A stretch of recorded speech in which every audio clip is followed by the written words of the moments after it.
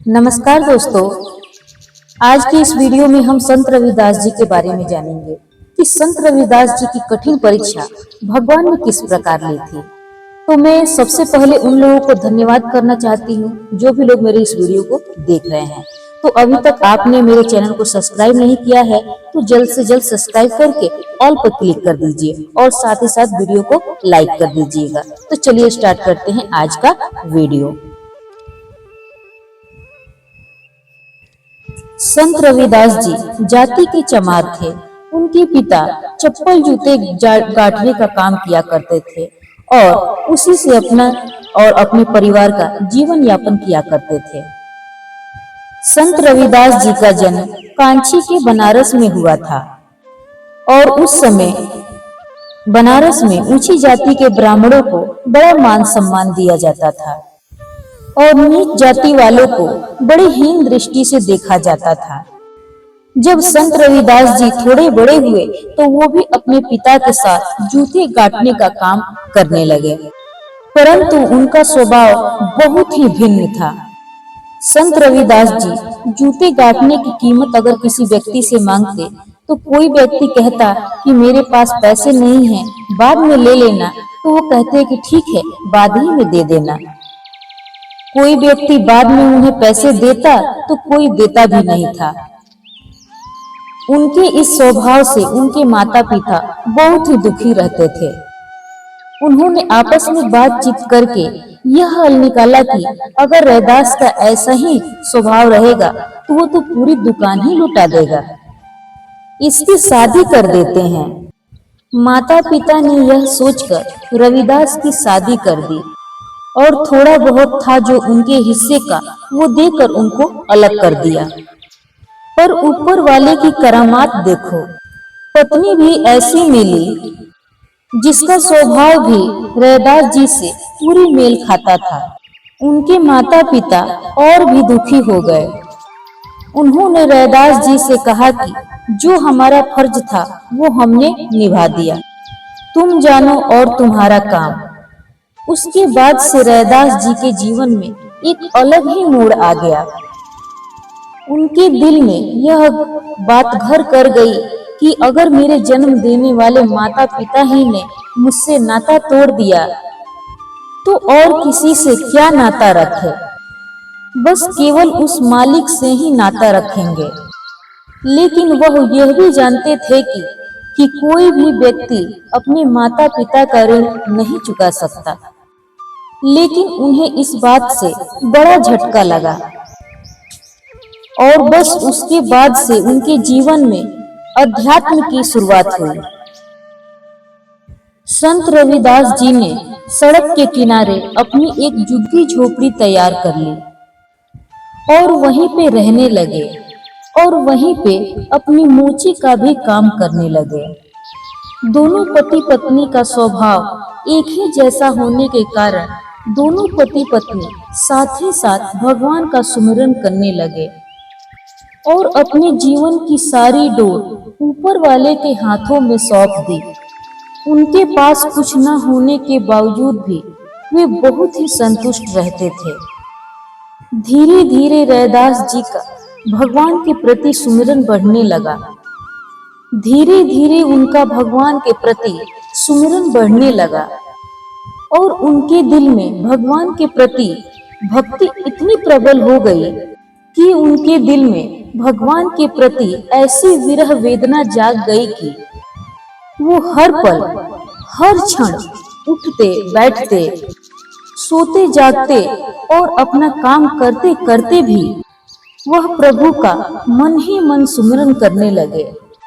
उनके मन में केवल प्रभु के नाम का ही सुमिरन चलता रहता था और इस तरह से संत रविदास जी अध्यात्म की उस अवस्था में पहुंच गए जिसमें भक्त और भगवान में कोई अंतर नहीं रह जाता, वे दोनों एक हो जाते हैं और वो अवस्था किसी बिरले को ही नसीब होती है। धीरे धीरे भगवान के प्रति उनका प्रेम इस कदर बढ़ गया कि इसकी ख्याति स्वर्गों तक जा पहुंची और उनकी भक्ति से प्रसन्न होकर खुद एक दिन भगवान एक साधु का भेष धारण करके भगवान एक दिन उनकी कुटिया में पधारे। संत रविदास जी ने निष्काम भावना से उनकी दिल लगाकर सेवा की। उनके पास इतना तो धन था नहीं कि वो भगवान को अच्छा खिला सके। उनसे जो बनता था वो तन और मन से उनको खिलाते थे। भगवान को अतिथि जानकर संत रविदास जी ने निष्काम भावना से उनकी सेवा की और उनकी सेवा से साधु रूप में आए हुए भगवान बहुत ही प्रसन्न हुए।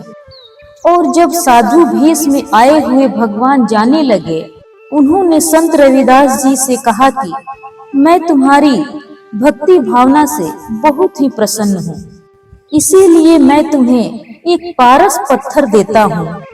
इसे जब तुम कभी भी लोहे की वस्तु से स्पर्श करोगे तो वह लोहे की वस्तु सोने में बदल जाएगी और वह तुम सोना बाजार में बेचकर एक अमीर व्यक्ति बन सकते हो। रैदास जी ने उत्तर दिया, हे भगवान, मेरे पास उतना कहाँ समय है कि पहले सोना बनाऊं फिर उसको बाजार में बेचने के लिए जाऊं। मुझे तो मेरे काम और मेरे मालिक की सुमरन करने से ही मुझे फुर्सत नहीं मिलती।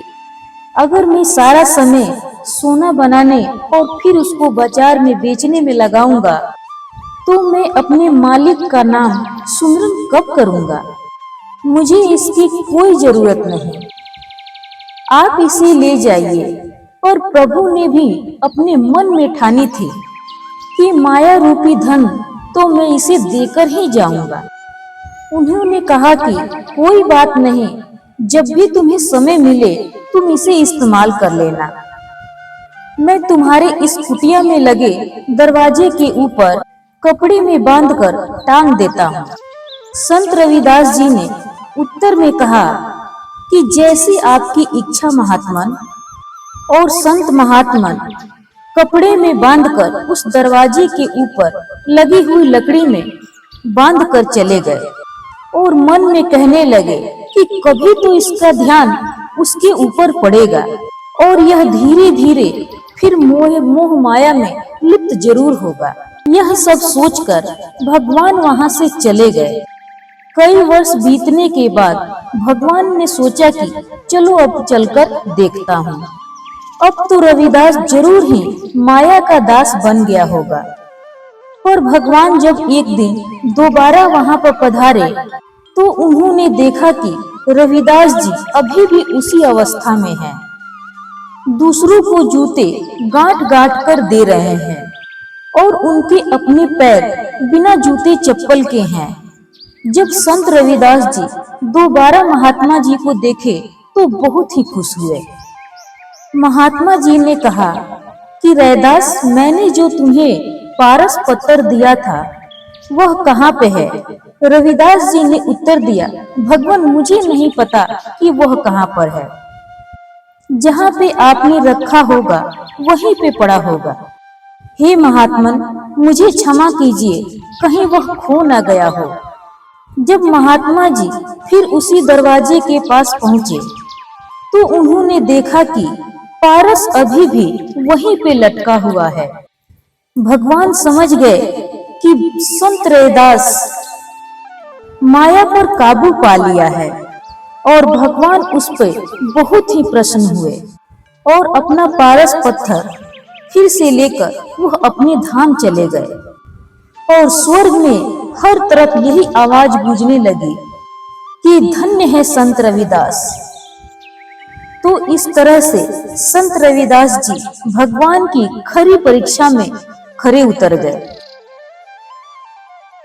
अगर मेरा ये वीडियो आप सभी को अच्छा लगा हो तो मेरे वीडियो को लाइक कीजिए, मेरे चैनल को सब्सक्राइब कीजिए और ज्यादा से ज्यादा अपने दोस्तों में इस वीडियो को शेयर कीजिए ताकि मेरा उत्साह बढ़ता रहे। धन्यवाद।